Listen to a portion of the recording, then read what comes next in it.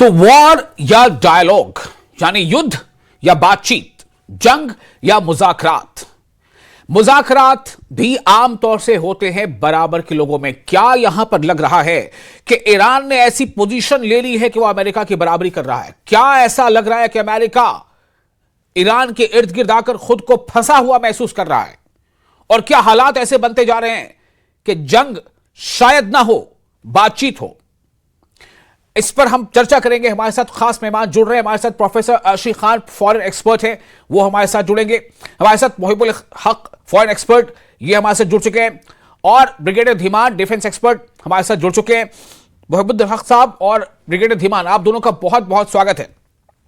सबसे पहले ब्रिगेडियर धीमान, मैं आपके पास आना चाहता हूं। इससे पहले भी हमने आपसे चर्चा की थी और अब तो काफी दिन भी हो गए। क्या लग रहा है, मेरा सीधा सवाल यही है, जंग या डायलॉग, क्या आप महसूस कर पा रहे हैं? देखिए, जंग का अलग महत्व है, डायलॉग की अलग प्रक्रिया है। परंतु हमने यहां देखना है कि ट्रंप का प्लान क्या नजर आ रहा है। ट्रंप का प्लान सिर्फ इतना है कि उसने ईरान के मिनरल्स और ऑयल के ऊपर कब्जा करना है, वहां पे रशिया और चाइना को नहीं आने देना है, और प्रिटेक्स्ट ये बनाया है कि उनके न्यूक्लियर प्रोग्राम का जो प्रोग्राम चल रहा है उसको हमने बंद करना, दुनिया को ये बता रहे हैं जी। अभी यहाँ पे वो अपना मिलिट्री प्रेशर बनाए हुए हैं। उनके एयरक्राफ्ट कैरियर्स मूव कर चुके हैं, सारे के सारे साजो सामान सज चुके हैं, और वो जो उन्होंने अपना चीफ ऑफ डिफेंस स्टाफ से बात कर ली है, उनको रिक्विजिट फाइनेंशियल सपोर्ट जो है वो ऑलरेडी दे दी गई है, यानी कि he is ready for war. परंतु ट्रंप ये भी जानते हैं कि अगर वो इस वक्त वॉर पे जाते हैं तो इस वक्त जो पब्लिक ओपिनियन जो उनके फेवर में चल रहा है, शायद जो एंटी एस्टैब्लिशमेंट चल रहा है आयतुल्ला खमीनी के खिलाफ जो प्रोटेस्ट हो रहे हैं, वो सारे के सारे रिवर्स हो जाएंगे एंटी अमेरिका, जैसा कि 1979 में हुआ था। तो this will be A counter productive move. Plus अगर वो कर भी लेते हैं, अगर आयतुल्ला खुमानी को हटा भी लेते हैं, तो उनके पास इस वक्त एक्स्ट्रा इस वक्त कोई रेडी आदमी अवेलेबल नहीं है जो उनको रिप्लेस करे और जो पॉपुलर गवर्नमेंट चला सके। हालांकि रजा पहलवी का नाम चल रहा है, परंतु अभी वो उस लेवल में पहुंचे नहीं है। तो ऐसी सिचुएशन में ट्रंप क्या कर रहे हैं कि वो प्रेशर पे प्रेशर बनाए जा रहे हैं। परंतु अगर आपको सुबह की खबर अगर आपको याद हो कि सैटेलाइट पिक्चर्स ने बताया है कि जितने भी वो 3 साइट्स थे, फोर्डू, इस्फान और वो तीसरा जो है, वहां पे देखा गया है रीइंफोर्स्ड कंक्रीट की छतें बनी जा रही है। इसका मतलब ये है कि वहां पे जो न्यूक्लियर प्रोग्राम चल रहा था या नहीं चल रहा था या फैसिलिटी थी, उसके ऊपर अमेरिका ने हमला किया था अपने massive operation MOP GB-37, operation night hammer जी, ऑपरेशन हैमर के अंदर जी। परंतु उस वक्त वो पता चला कि वो शायद उसको डिस्ट्रॉय नहीं कर पाए हैं, क्योंकि उसकी कैपेबिलिटी है 80 मीटर की पेनिट्रेशन, 300 फुट की। शायद फोर्डो में वो उससे ज्यादा था, ये क्लैरिफिकेशन नहीं है। परंतु ये पता है कि इससे ज्यादा खतरनाक बम अमेरिका के पास नहीं है। इसका मतलब अगर वो न्यूक्लियर फैसिलिटीज के ऊपर अटैक करता है उस जी जी ब्रिगेडियर, आपकी आवाज नहीं आ रही है। ऐसी रिहैबिलिटेशन तैयार कर रहे हैं, हाँ। ऐसी प्रोटेक्शन दे रहे हैं जी कि उस प्रोटेक्शन के दौरान वो पाकिस्तान अमेरिका उसको डिस्ट्रॉय ना कर पाए। अब अमेरिका के पास क्या ऑप्शन बचती है? वो ये बोल रहे हैं दुनिया को कि हम ईरान को बोल रहे हैं कि आपके आके मुज़ाकरात के लिए आप टेबल पे आइए, परंतु उनका जो टाइम बाय कर रहे हैं CIA और मोसाद पर लगा करके कि उनके पास कैपेबिलिटी है कि वो किसी तरीके से ब्लडलेस कू करें। इन आयतुल्ला खुमानी और उसके जो IRGC के मेन लोग हैं उनको एलिमिनेट करे इन ब्लडलेस मैनर, ताकि किसी को कोई शक ना हो। तो इस किस्म की चूहे बिल्ली का खेल चल रहा है, चेस गेम चल रही है।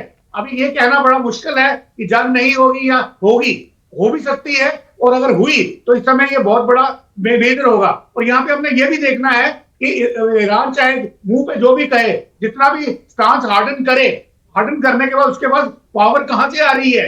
पावर आ रही है रशिया और चाइना से। ठीक है, इस पर हम बाद में बात करेंगे, सेकंड फेज में। ब्रिगेडियर, फिलहाल मैं रुक करता हूं अपने दूसरे पैनलिस्ट का। प्रोफेसर हमारे साथ मौजूद है, मोहिबुल हक, फॉरेन एक्सपर्ट है। मोहिबुल हक साहब, मेरा सवाल सीधा अभी यही है, पिछले लगभग महीने 1.5 महीने से लगातार हर लम्हा, यानी इंसान रात में सोता है, सुबह जगता है तो उसके जहन में यह सवाल होता है कि कहीं अमेरिका ने अटैक तो नहीं कर दिया, या क्या अमेरिका ने अटैक कर दिया तो ईरान ने किस तरह से जवाब दिया।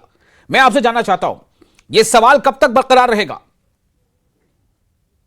देखिए, अभी जो कॉन्फ्लिक्ट की एक सिचुएशन बनी हुई है, जो एक जी स्टैटमेंट बना हुआ है ईरान और अमेरिका के बीच में, हमें ये जानना चाहिए कि ईरान के लिए कोई नई चीज नहीं है। जी 1979 के इस्लामी इनकलाब के बाद से आज तक अमेरिका का रवैया ईरान के साथ बहुत ही हॉस्टिलिटी का रहा है, जी और चाहे वो सैंक्शन की सूरत में हो या कहीं कहीं कन्फ्रंटेशन की सूरत में हो। अमेरिका ने इजराइल के जरिए एक प्रॉक्सी वार ईरान के खिलाफ ऑलरेडी वेज कर रखी है, इससे भी इनकार नहीं किया जा सकता। जी अब आज की सूरत हाल ये है कि एक कोएर्सिव डिप्लोमेसी का एक फेज होता है जो अमेरिका अपनाना चाह रहा है। वेनेजुएला में जिस तरह से अमेरिका ने किया, यानी आप ये कह सकते हैं किसी सॉवरेन कंट्री की सॉवरेनिटी को और उसकी टेरिटोरियल इंटीग्रिटी को वायलेट करते हुए जी इस तरह से किडनैप किया गया, और उसके बाद से जो कुछ आपके सामने हुआ, तमाम इंटरनेशनल लॉ की धज्जियां उड़ा दी गई। जी अमेरिका के खिलाफ कुछ नहीं हुआ, तो उससे अमेरिका इम्बोल्डन होता है। और चूंकि जो पोस्ट कोल्ड वॉर फेज है, जिसमें अमेरिका को चैलेंज करने वाला या अमेरिका की बालादस्ती, रादर अगर उसे आम जबान में कहा जाए अमेरिका की गुंडागर्दी को जी पूरी दुनिया में चैलेंज करने वाला कोई नहीं है, तो ऐसी सूरत में अमेरिका इम्बोल्डन है। तो वो चाहता है कि जो जो हमने वेनेजुएला में किया वैसा कुछ ईरान में करें। लेकिन एक बात याद रखना चाहिए, ईरान कोई ऐसा मिलिट्री डिक्टेटर के अंदर में नहीं आता, या ईरान में कोई ऐसा अनपॉपुलर एक रूलर या किंग नहीं है जिसके खिलाफ आप कू करा दें या कोई प्रोटेस्ट का जरिया यानी वहां तख्ता पलट करा दें।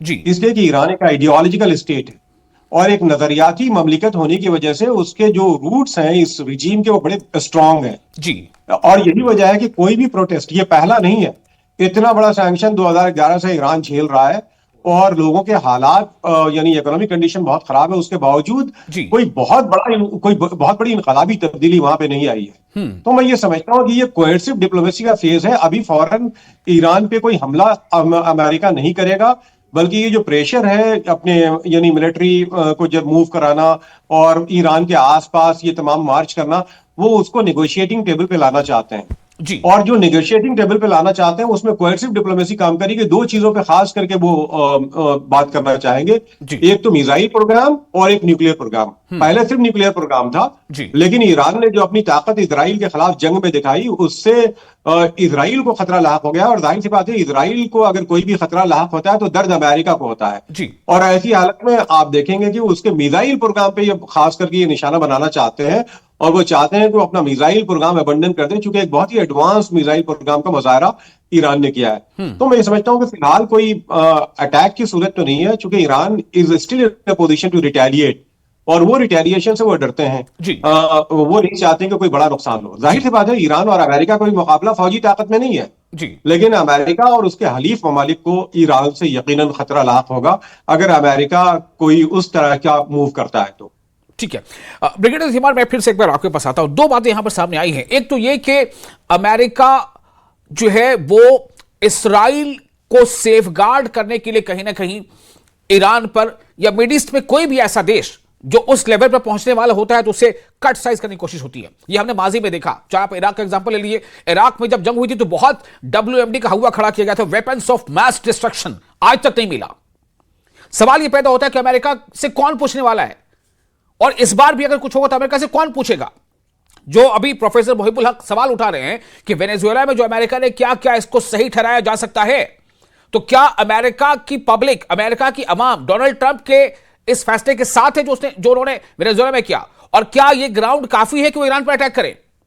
ब्रिगेडियर धीमान, देखिए, ये जो सवाल आपने उठाया है, ये एक नैतिक सवाल जी, एक मॉरल क्वेश्चन है जिसकी पूरी दुनिया में आज बात की जा रही है, और प्रेसिडेंट ट्रंप की खूब सारी भर्त्सना की जा रही है, क्योंकि शायद लोगों को कभी यूज टू नहीं है इस किस्म की बातें सुनने के। जी वो रूल बेस्ड वर्ल्ड ऑर्डर की बात करते हैं जो हर कोई बात करता है, पर प्रेसिडेंट ट्रंप ने इस बार थोड़ी सी डिविएशन दिखाई। जी अब मेरा ये मानना है कि इसमें प्रेसिडेंट ट्रंप को कसूरवार ठहराना या कुछ बोलना एकदम गलत होगा। मैं ये मानता हूं कि वो अपने कंट्री के लिए कर रहा है। उसने बोला मेक अमेरिका ग्रेट अगेन। जी उसके पास पावर है, मिलिट्री माइट है, इकोनॉमिक माइट है, और वो अपने कंट्री के लिए कुछ भी कर सकता है। हालांकि उसके अपने कंट्री में भी इसके अगेंस्ट वो आवाजें उठ रही हैं उसे सर, लेकिन सवाल यहां पर यह है कि make America great again, does it mean कि बाकी तमाम देशों को आप उसकी सॉवरेनिटी, उसकी संप्रभुता पर हमले करो? भाई, मेक अमेरिका ग्रेट अगेन के लिए कौन रोक रहा है? कोई भी देश अपने आप को ग्रेट बना सकता है, कोई भी देश अपने आप को तकनीकी तौर पर और आर्थिक तौर पर वो आगे ले जा सकता है, सुपीरियर बन सकता है। देखिए, मैं आपके उसी बात को खुलासा कर रहा हूं जी कि ये वो जो कर रहे हैं वो उनका अपना नजरिया है, और आज की डेट में उस नजरिए को चैलेंज करने के लिए कोई नहीं है। बोल सकते हैं, बयानबाजी हो सकती है, स्टेटमेंट दी जा सकती हैं, परंतु खड़े आके सामने आके कौन अमेरिका को रोकेगा? At least not as on today. आज की डेट में वैसा नहीं है।